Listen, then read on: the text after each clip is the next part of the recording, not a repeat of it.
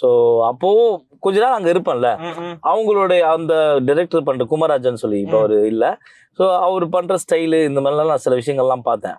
ரொம்ப இன்ட்ரெஸ்டிங்கா இருந்தது. ஆனா என்னன்னா ரியாலிட்டி ஷோ பண்ணும்போது ஒரு மாசத்துக்கு ஒரு 4 நாள் வேலை செய்வோம். அந்த 4 நாள் விழுந்து வேலை செய்வோம்.